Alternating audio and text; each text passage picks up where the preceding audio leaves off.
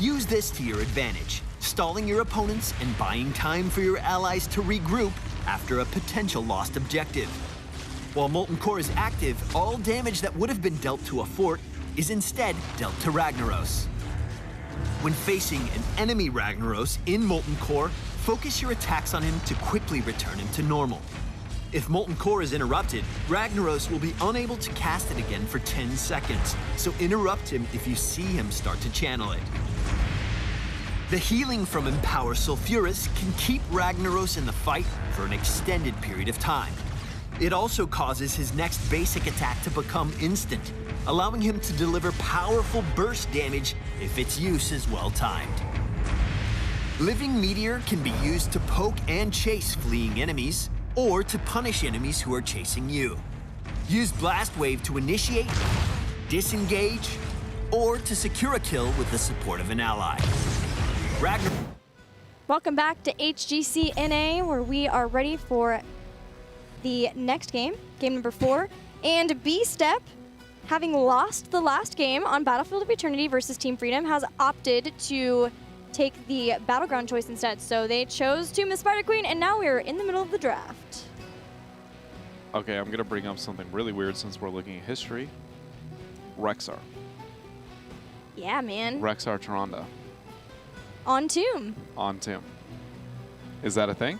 Is that where we're going? It feels like it's where we're going. It's that kind of day. Yeah, BStep have just like, let's give everyone a history lesson of where we've started in Heroes of the Storm. I'm surprised they didn't start with Gazlo Zeratul, because that was the original, you know, the real OGs. Nobody wants to bring that one back out. Then we went to double Asmo when Avatar had the opportunity to use Asmodan's ult, and that was a lot of fun. Double Demonic Invasion, goodbye Keeps and Core within 5 minutes in the game. It just got, you know, weirder and weirder. They might even bust out the old school when Nova was a thing. Who knows? Diablo and Rhaegar. Although when they did run the Tyrande Rexar composition, they always ran it with a Murden, I believe. Not just Rexar to be able to get the initiation. It was I don't think it was Diablo. So maybe I got a little, you know, overhyped there. A very early Rhaegar rotation, though, for BStep, showing they have heavy priority to be able to want to have that hero. Yeah, after Team Freedom have banned Malfurion and then did not take a support, still wanting to have their Ragnaros. BStep says, fine, we'll just make sure we get our support in this rotation anyway. So not giving away too much, other than they know that they want Diablo as their warrior, which can make Team Freedom scared of things that would combo along with Diablo. Now Freedom have 2 more choices. I wouldn't mind something like a Gul'dan in this rotation. I don't think it's going to happen. Vala is still available. Tychus is going to be what Freedom goes with, though, because they're Freedom and they just Tychus. And then they're going to, what, ETC? Or are they going to change that up? They go with Gul'dan. It's a little bit of a hybrid there. Now showing that they picked 3 of their DPS, 2 of the backliners. Might be something that Freedom, or excuse me, BStep may look to exploit when it comes to the supporting. I doubt they're going to ban the Ariel purely based on the fact that they want that Chromie. For future reference, the last time Team Freedom played on Tomb, which was versus Naventek, the follow-up was Lieutenant Morales as a support for Gul'dan. Tychus was there too, and then Thrall and ETC were the final choices. So Ragnaros is the only change-up in that so far. So then you ban the medic. Don't even care what Freedom goes into. You know they're going to pick the Ariel later on. You last pick your Chromie. That's it. You go full Fnatic. It's on Tomb. Oh! Someone else has done their homework too. There's Morales ban for BStep. Now Freedom. Do Freedom spot that? Say, well, we don't want to go up against Chromie now that we have to take... Yeah, you would. If they're afraid of it. I don't know. Highlighted it last time, but I couldn't tell if it was trolling or not because they also highlighted Murky. It was probably drawn. You know, I don't know much, but I think I know trolling when I see it. No, I think it was a little troll. It's just they haven't seen the Chromie yet, right? If these guys didn't practice and knowing that they were going to face one another, BStep's one of the few teams running Chromie. Yeah, but Chromie, BStep have run her twice. Yes. But they've never faced it themselves. It's different. You can see, it's the same reason you can watch, take any player from all over the world, show them a different regions draft, like anywhere that's not Chinese, show them a Chinese draft, and you'll be like, what were they thinking? Why is this happening? I could easily handle that draft. Suddenly when they actually go against it, Well, apparently they are afraid of it. I'm just saying, until you feel the wrath of Chromie yourself, you never know how big or small it's really going to be.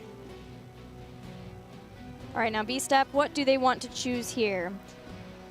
Damage dealers, another frontliner, maybe a Rexar. I mean, Thrall, I think, is a must for them. Are they going to Tyrande again here on Tomb? They really need wave clear. I really hope they don't, but they might. I mean, that's the place where they got the most success. I think it's going to be Thrall and then probably the Vala. Nope, they go with the Sylve instead. Which means no Tyrande. I guess I haven't, that might not totally be true, but probably no Tyrande.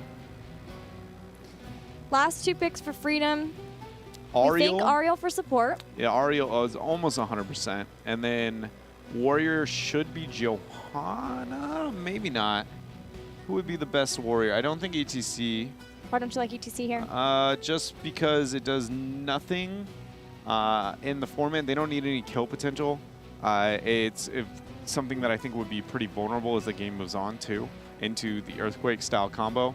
So I would rather Murden even over that. They go with Johanna. The only reason I didn't want to go with Johanna was purely on, I've always criticized Johanna's value as a peeler overall, but more than anything, Gul'dan has more than enough wave clear that they don't necessarily need her. It's not going to hurt. And you know, one of the few things you can't have too much of in Heroes is wave clear. And she has a sort of self-cleanse. Yeah. For issues as well. She can pull people in to allow Gul'dan to get more stacks from Echoed Corruption. Build that up. Final pick. Over on the other side, the red side for BStep. Jaina. And the history of Heroes right. heads to Jaina. And I'm going to just throw something out. Okay. Mind control. Why wouldn't you in this game? There's almost zero reason not to, especially with no ATC. Because you could Wailing Arrow Ariel in the back and she can't Crystal Aegis. Or you could just mind control all day and nobody can do anything about it. It's almost a Chromie. It's forcing them back into a specific position and you have to force the Aegis. It's a very short cooldown. You can just bust it out, walk away. If you don't get anything, you force the Aegis. If you did get something, you win the video game. It's like a soft Chromie. It's one of the few moments where I'll actually advocate for that heroic as an opportunity in this game. I don't think it's a must pick, but I don't look at that as like, oh, they're all going to be clumped. Here's a huge Wailing Arrow. Oh, it's just look for the picks. They have a very squishy backline. Johanna's the only one who can really move up to be able to get the interrupt. The only counter argument might be, I mean, Ragnaros, Sophia Smash while you're standing still is going to hurt. Yeah, also I mean, there's a couple others, but hey, you know, I want to believe. These drafts have gotten crazier than this. You know, I'm throwing out mid-tier crazy. They were on the top for a moment. Let's head into the game and see if that's actually going to be something that BStep use here on Tomb. I mean, it could be worse. I could have suggested possession when that was the thing. Honestly, the one time I've seen mind control in a competitive professional Heroes of the Storm game was by MVP Black. Okay, and it was versus Tracer. Yeah. And it was like, oh, I'm safe behind my gate. Now I'm not. Now I'm dead. Yeah, and it's this is gonna hurt. You still get her passive. You still get everything else cool about her. I don't know. There's just so many people from Freedom have grouped up enough before to also make Wailing Arrow a nice opportunity. Besides the fact that it's just the norm. No, it is very easy to be able to focus onto Ariel too with the Wailing. But I'm just trying to say, it's one of the few moments where I would look at that. If I was playing this Hero League game and on BStep's draft, I would take a minute and be like, I might just mind control right now. That being said, I've actually never mind controlled in a game of my life. So that's a pretty bold statement. Another bold statement is Collusion's Ariel going Searing Light at level 1. I like it. I think I personally, my favorite audio build is into W, EW, and then obviously all the rest. It's pretty, normal. But I think the 7W is a must-have, the cooldown reduction there. The damage of 1, I think you can make for some cool plays, especially with people being stacked on top of one another. And I like just like the little DPS. It doesn't seem like much at first, and it really isn't, especially in wave clear. But when you look at your numbers at the end of the game, you're always kind of impressed with yourself, what you managed to put out. Plus, it's not like it's a situation of wanting Blinding Flash that badly, where you want to build into your sweep later on. It's Jaina and Sylvanas as the backline. Thrall, be nice for him, but still instead being able to do some damage along with the rest of the team. Beautiful detainment strike. That's going to be the end of King Caffeine. Yeah, very well done there by Collusion on the Ariel. That's only, we'll see what he picks up at level 4, see if that gets any better. The playmaking potential there with the detainment strikes. Which one are you talking about? Are you talking about repeated defense to get more damage, or are you talking about heavy burden for the slow? I personally like the idea of getting this done, but I also realize it's pretty unrealistic most of the time, especially with only having a Johanna setup. That makes me, oh goodness, that makes me feel like you should go for the slow just because it's safe. But if you ever have a really, really good setup, I do like the idea of eventually moving into getting that DPS, so I would expect the slow. There's a lot of places here on Tomb, since people group around inside of the turn-in points, where you could argue for that. It's not going to be that. It will be heavy burden instead, so that's giving a 40% slow off of the detainment strike. I think you have to have a better setup. I like it. I like the idea of it. Just on this map, you have to have like more than just Johanna, because Condemn isn't necessarily the best setup, and you can't really rely on Flesh and Shield for this is how I'm going to stack a quest talent. But for now, wave clear as always prominent here on Tomb of the Spider Queen. Talents, everything you'd expect. Tychus moved into in the rhythm. And, you know, that's really it. That's the only wild adjustment. Increased mana tap, or improved life tap. That's the one that I thought was a bit interesting. Consume Soul can help you clear out waves a lot more, or even having health funnel too. But in this case, making sure that he has as much mana as he can to keep throwing out all of his abilities is important. I really like improved life tap. I actually probably is my preferred level 4. In most situations, yeah, it seems when like looking at him. It seems like a lot of NA is moving to that way too. Yeah, it's really good. It's really safe. All the other ones I think are a little situational, and I can see the justification depending on compositions. But as a staple standard, I would definitely put improved life tap there. 4 Gul'dan 4. Camp has been picked up by BStep on bottom, sticking to that 2-1-2 playstyle they feel so fondly of. That'll be cleared out fast, and then Freedom can continue rotations. But meanwhile, BStep are using this time to start toward their first turn-in of the game. Up in top, King Caffeine is going to jump in. Sugword is fairly far from the rest of the team, but still has Iron Skin, and that is its usage.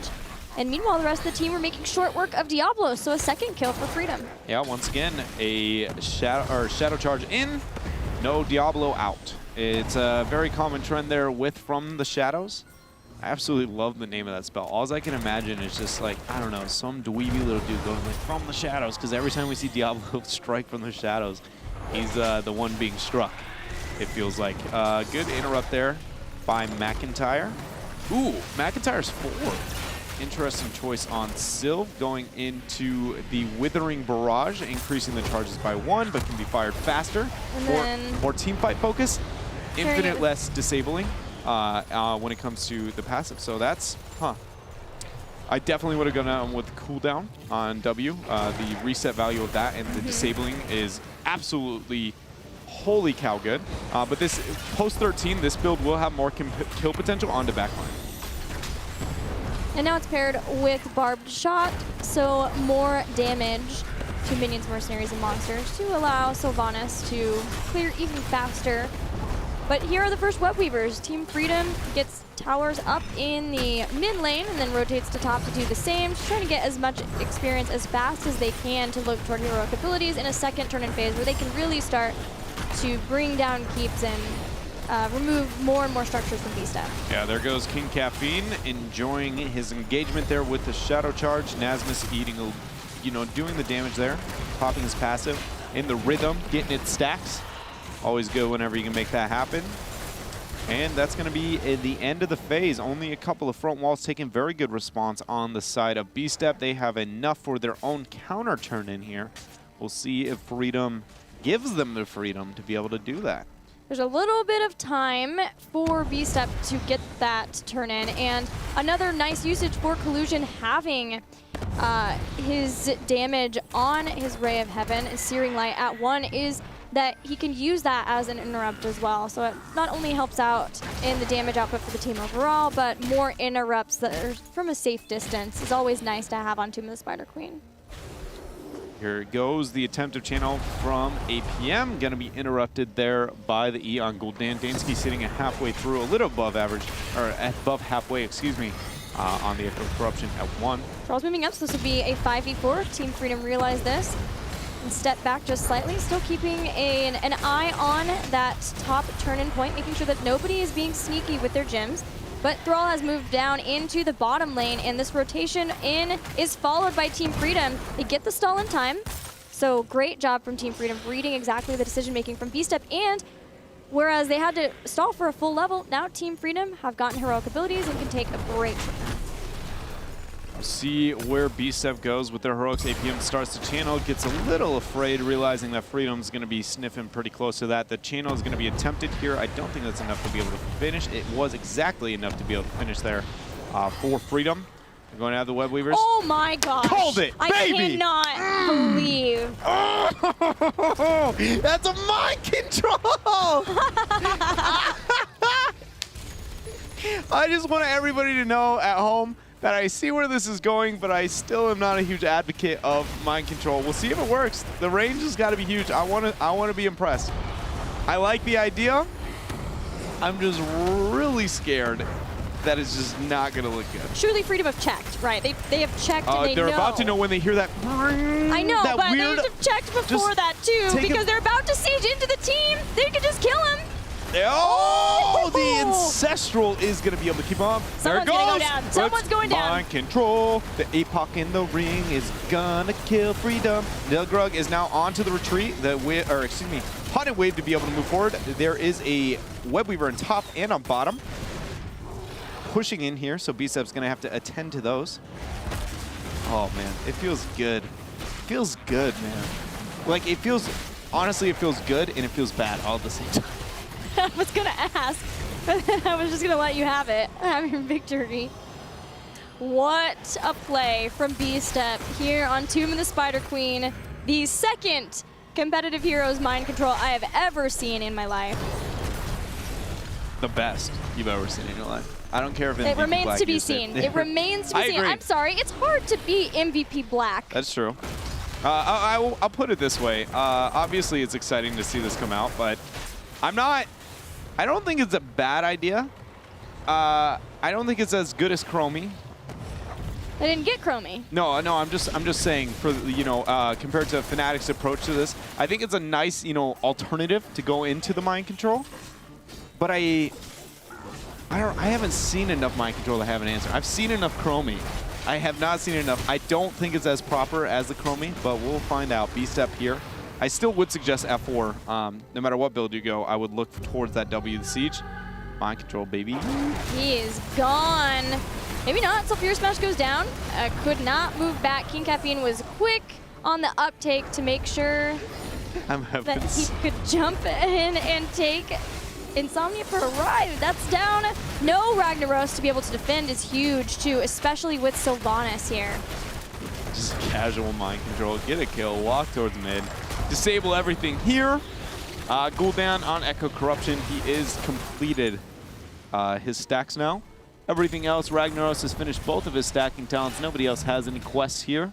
No Icy Veins for Jaina at level 13, instead getting Ice Barrier for a little extra safety. It really helps for flanks with Jaina going into the Ice Barrier. What a surprise. K1 Pro wants to make more flanks. Yes, it does help a little bit. It allows that 1v1 where if mind control happens somewhere and then you backdoor and look for a hard, there's going to be another mind control after the disable. Oh, beautiful. Cleanse, right? No, it was going to be, yeah, it wasn't used a cleanse, actually. I thought for a second he took Will of the Forsaken, but no, he went with Windrunner, so good cleanse there is going to be the peel off the Blessed Shield.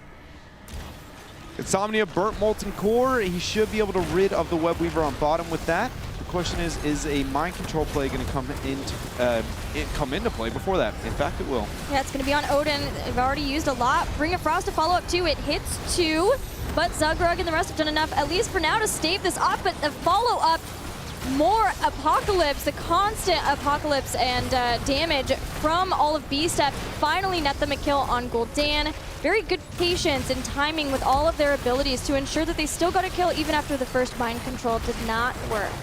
Yeah, that was very well done. The Aegis, I would say a little bit more patient there.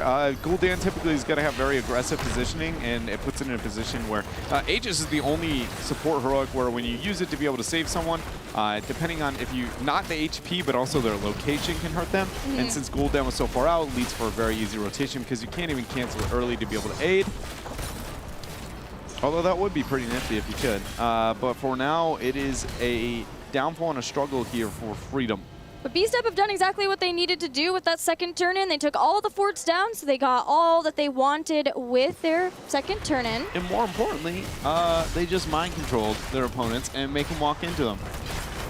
This is the thing. Yes. This is the response. Now, Team Freedom don't get a situation like we did in the first game where they said, oh, we can't play versus Tyrande. We'll check one more time. No, we still can't play versus Tyrande. Now we have to ban it out. This is now or never. It is for Team Freedom. They have to figure out what they need to do with their comp as they have now to adapt to BStep, or they are going to lose the series. Yeah, it's very crucial for them, and it will hinder their ability to really, be able to qualify for one of those clashes if they fail to be able to take out BStep here. BStep has now picked up 16. They've got 48 gems, 34 on Freedom's hands. They're going to be able to turn those in, not risking losing those later on. Coming Blast to give more lockdown after somebody's mind controlled out. As if they needed it. They've got a root from Thrall and Apocalypse too, should they need it. Slows from Rhaegar, and they'll even add Earth Grasp Totem just to make sure that whoever comes out to join BStep when they're mind controlled will get taken out. Yeah, and then it's also allowing, Sylvanas going into the vulnerability there at 16 with her Cold Embrace is going to be able to put it to where anybody who gets mind controlled most likely is going to be dead.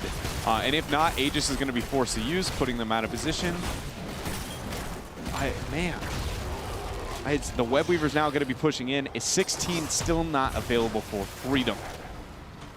Repelling Strike might help, might be the difference that's needed for Ariel.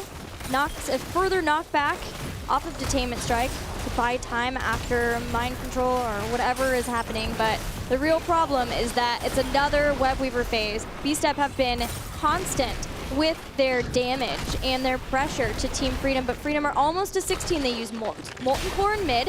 That's going to make BStep move around to the top. That's where they would like to get the first keep down anyway, because that's where Boss will be pushing. But if Freedom can somehow keep all of their keeps alive, then they're at 16 and maybe they can start their own fight. See if that's going to be the case. 16's been achieved. Ragnaros is still clearing on bottom. Dansky throwing out the Qs, trying to do as much damage as possible. McIntyre always got to be looking at him for when that mind control is going to come into play.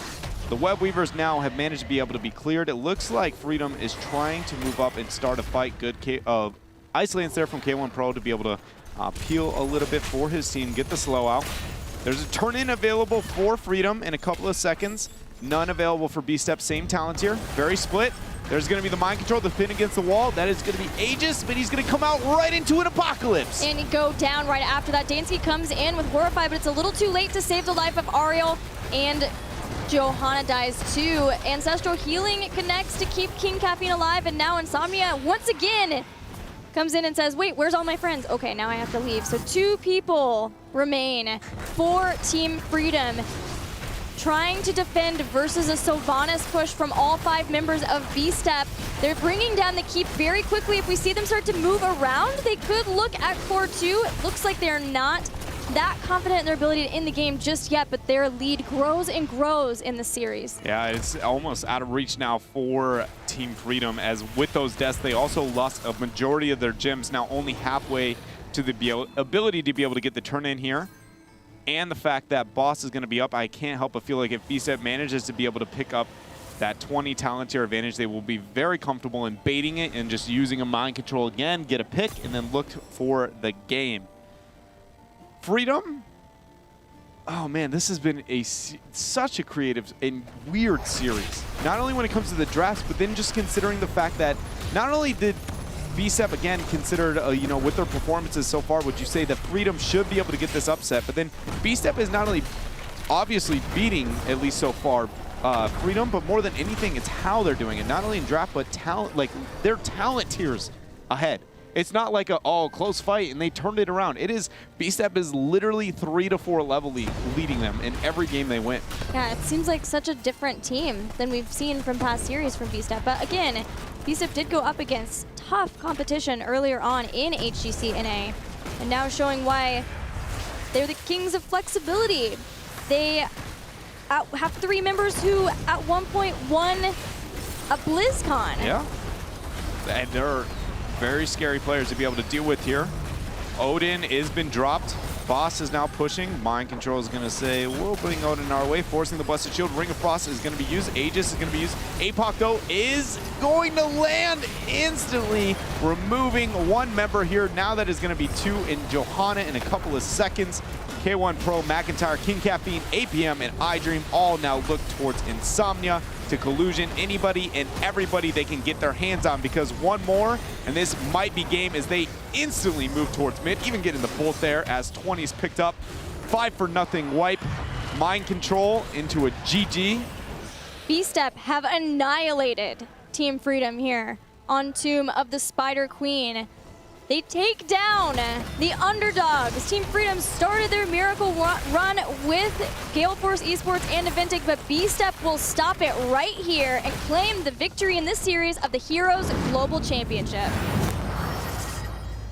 Everything, it's just been a roller coaster. It has been an absolute roller coaster.